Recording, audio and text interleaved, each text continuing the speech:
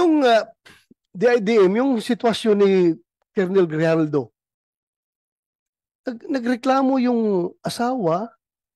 We are always talking about welfare ng mga tao natin. Eh, nakakulong na yung asawa niya, pinutulan pa daw ninyo na sweldo. Sino bang taga DP? DP. Upo ka dito. DP. Ano bang polisiya ninyo tungkol dyan? Bakit pinutulan ng sweldo si Grijaldo? Gamitin mo yung microphone. Sir, si Colonel Grijaldo, sir. Ano ka sa DP? Division Chief, sir. Ng? Policies, Plans, and Program Division. So you represent DP and the Chief PNP as far as the Grijaldo case is concerned? Am I right? Sige, sagutin mo lang yung mga tanong ko.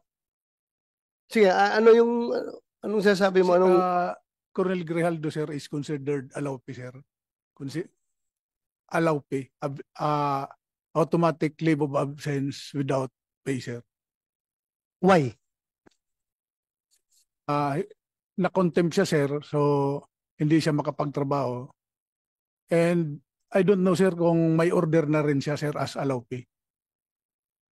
Hindi ba nyo titingnan na double whammy yan on the part of Grijaldo? Sobrang injustice na yan sa kanya. He's suffering from injustice sa pagkakulong niya ngayon for telling the truth. Dapat ang PNP, you should be proud of him for standing for what is right and for standing for the truth. Dapat consider yung bayani yung si Colonel Grijaldo dahil hindi siya nagpapatinag eh. Sinasabi niya katotohanan. Kahit na i-contempt niyo ako ilang beses dito, kahit na ikulong niyo ako ng ilang beses, basta yan ang katotohanan, panindigan ko yan. Dapat, he deserves your applause. Kayong PNP, tinayo niya yung bandera ng institusyon ng PNP na kami ay ganito. Hindi kami natatakot kahit sino mga congressman kayo dyan na mag-intimidate sa akin. Basta katotohanan lang ako. Bakit ginanon ninyo yung tao ninyo? Isn't it very double injustice on his part? Na wala nang makain yung pamilya niya dahil pinutulan niyo ng sweldo? Hindi naman niya, he did not violate any law. To tell you frankly. Ay, interpret na ninyo yung batas to the detriment of your people? Ganun ba yun?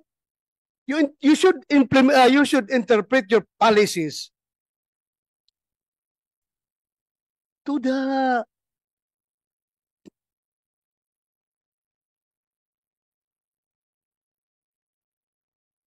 advantage of your people. Tingnan nyo, you should be liberal enough to interpret your own policies.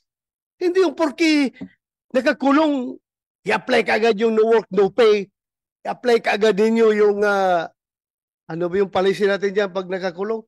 Eh, sabi nyo, yung incarcerated na tao or one is automatic, putol ang kanyang sweldo.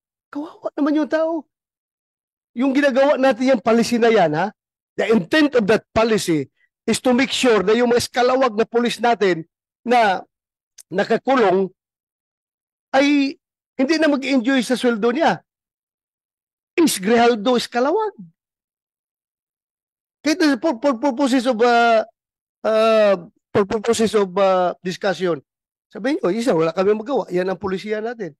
No work, no pay. At kapag incarcerated, putol ka ng sweldo. But still, dapat may puso kayo sa tao ninyo. Kung nangyari sa iyo yung ginawa kay Grijaldo, anong sabihin mo? Sige nga, I would like to get your opinion. Sige, you open the mic. Ikaw, nagsasabi ng totoo sa isang congressional hearing. Kinontempt ka, ikinulong ka. Ngayon, nakakulong ka na, pinutulan pa ng PNP yung sweldo mo. Wala ka ng pagkain yung pamilya mo dahil wala ka ng sweldo. Yes, sir. Anong masasabi mo? Sir, I think I will have the same sentiments with Colonel Grijaldo. Correct. Yes, sir. Particularly that he is my classmate, sir. Oh, so your classmate. Ha?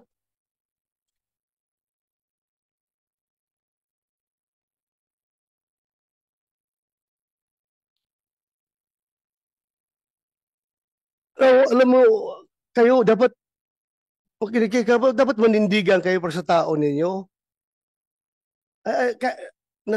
Not even the House of Representatives, not even the Senate could force you to do injustice to your people. That is double injustice. Ang ginagawa niyo. Tumayo kayo. Ano lang sabihin ng mga patrolman ninyo ngayon doon sa baba? Ganito na lang among PNP, walang bayag. Kinakawawa na nga kami. Kinakawawa pa kami ng sariling ahensya namin. Kapaka-heartless naman ninyo kapag ganun. So, classmate mo si Grijaldo. So, ano ngayon? Hindi kayo naawa.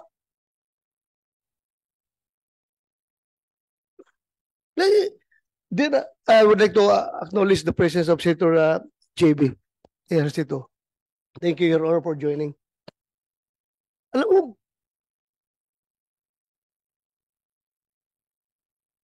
that is why I required the Chief PNP to be here.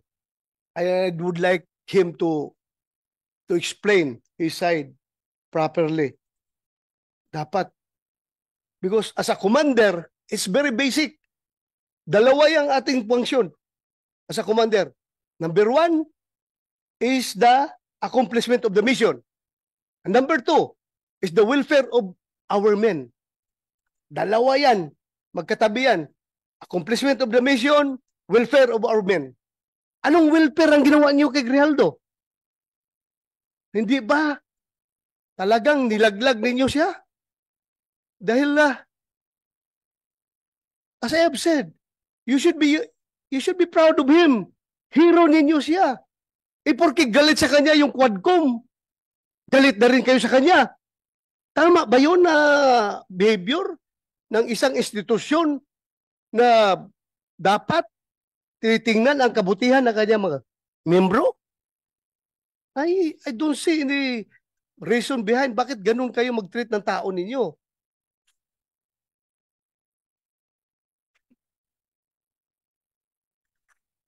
Yes. Can we get your opinion? Your Honor, with respect to the actions of the House of Representatives, unfortunately, that's beyond the jurisdiction, Your Honor, of the Internal Affairs. We don't have an active. That meron kayong control doon sa Quadcom. Wala kayong control, but you have control to your own policies sa pag-apply niyo sa tao niyo, sa polisiyan ninyo. Yes, Your Honor. To that end, Your Honor, we have not, so far as Internal Affairs Service is concerned, we have not instituted or recommended as of yet, Your Honor, any disciplinary action on arising from the proceedings in the House of Representatives, Your Honor. Please tingnan ninyo mabuti yan. It's time for you to show to the world that the Philippine National Police is indeed an institution that takes care of its own people. Huwag naman ninyong ganyanin yung tao ninyo. Ikinungulong na nga.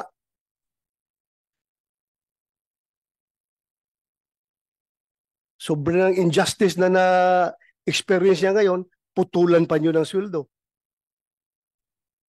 Paano ang pamilya niya? Paano yung pag-aaral ng pamilya niya? Paano yung pagkain nila pang araw-araw? Wala na siyang sweldo. Okay lang sa akin yung kung iskalawag yung tao, kung ninja cup yung tao, go ahead. You punish him.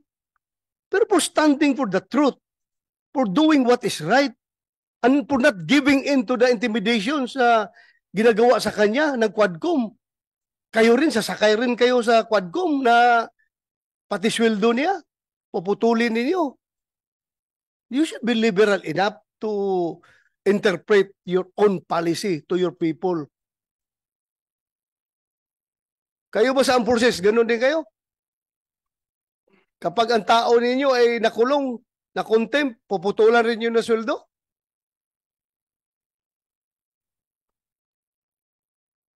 Anybody from the armed forces can speak up?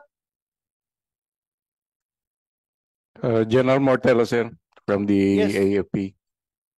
In our case, sir, it's all based on the legal requirements of to discipline our people. So it's all within the bounds of policies within the organization. We have yung tinatawag namin, sir, na the right of the commander to institute punishment. So meron sa the AW 105, sir. So any commander, even down to the smallest unit, can impose punishments based on the to institute discipline within the organization. So hindi basta-basta. Meaning, the commander still has the discretion. Yes, sir. Yeah. Discretion, yan ang pinaka-magic word yan. Discretion mo yan, being the commander, nakita mo yung sitwasyon ng tao mo. May discretion ka. Di ba? Yes, sir. Alam natin, paglaban natin mga tao natin. May mga tao tayo na hinaharas ng mga politiko doon sa baba. May mga tao tayo na kung ano-ano na pinagpapail na kaso. Ito, kaso talaga sa korte, ha? Harassment cases dahil nga ako mismo may mga kaso ako noon na harassment cases from politicians because hindi ako nag-give in sa kanilang kagustuhan, sa kanilang pansariling kagustuhan. Hindi ako nag-give in, kinasuhan ako. Pero at least ang PNP namin noon ay hindi ako pinutulan ng sweldo. May kaso nga ako eh.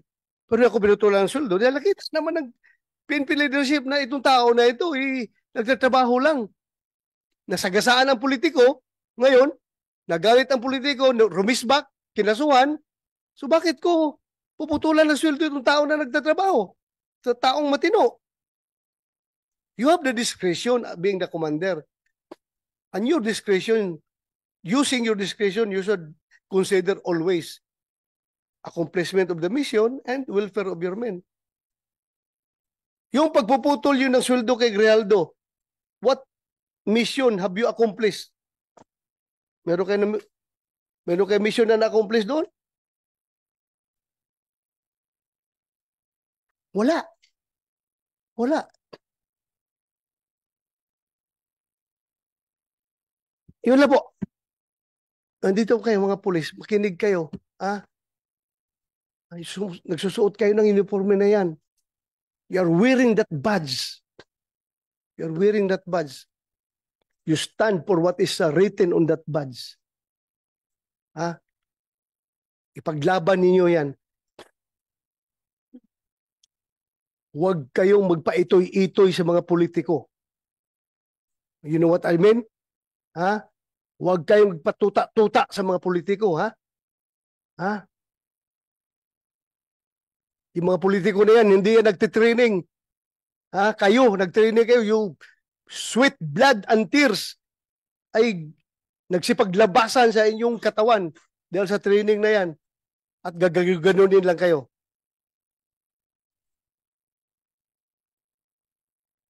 Paglaban ninyong tauhan ninyo. My God, if I were the Chief PNP at this time, I don't know. Pag ginaganon yung tao ko, I can never sleep soundly at night kapag mayroong injustice na ginagawa sa aking tauhan. More so, the injustice is coming from my own institution itself. Sabi ko kasi magpakamatay ako para sa aking tauhan kapag ginaganyan yung tao ko. Lalong-lalo na kapag ang tao ko ay nagsasabi lang ng katotohanan at pinanindigan kung ano ang tama.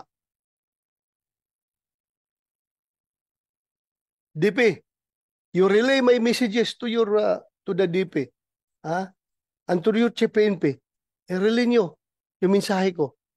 Sana naman nakikinig kayo. Hindi ko kayo pwedeng diktahan on what to do because that is already overreach on my part. May sarili kayong chain of command. Sundin ninyo. Pero sa akin lang, as may oversight function, nakikita ko talaga sobrang injustice na ginawa nyo kay Grijaldo. Paglaban nyo yung tauhan nyo. Lalong-lalo na, classmate mo yun. Sobra. Sobra ang nangyari sa kanya. Eh, anong sabihin ngayon ng ibang mga opisyal ninyo? Ibang mga tauhan ninyo? Ganito pala ngayon. Hindi pala ako kayang dipinsahan ng aking sariling institusyon kapag ako'y lumalaban sa tama at sa katotohanan. Hindi pala ako kayang dipinsahan. Bagkus ako pa'y pinutulan ng sweldo. Ano makakain ng pamilya ko kapag ganun? Makonsensya naman kayo. What happened to Grijaldo may happen to you. Pwede mangyari sa inyo yan. At kapag ganun kayo ka-weak as an institution, I don't know what will happen to the PNP. Lumaban kayo. Labanan ninyo yung tama. Huwag kayong magpa-kuan dyan. Yes. Sir, I would like to inform the Honorable Senator that the PNP is apolitical po, sir. With regards to Colonel Grijaldo po, sir, it may be meron mga reasons kung bakit yung sinasabi niyo po, sir, na naputulan siya ng sahod. It may be the resource person, si Colonel Uliciano. Hindi po niya alam yun, sir, Your Honor. So, baka may mga reason naman po, sir. Alam Thank you, ko, sir. reason, no work, no pay. Yun nga, but what I'm telling you is about the welfare of your men, that you should be liberal enough in implementing your own policies. Tingnan yung kabutihan ng tao.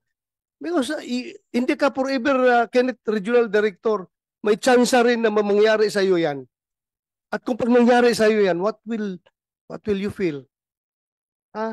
Yung inostisya. I am not telling you to PNP to be political. We're not talking about politics here. We are talking about the welfare of your people. We are talking about your institution. There's no political behind my statement. What is behind my statement is yung aking pagiging pulis. Kasama niyo ako. Hindi ako outsider ng PNP. And I love the PNP. Hindi. Yung pinanggalingan ng mga pinagsasabi ko, hindi. Dahil nasa kabilang bakod kami ng politics.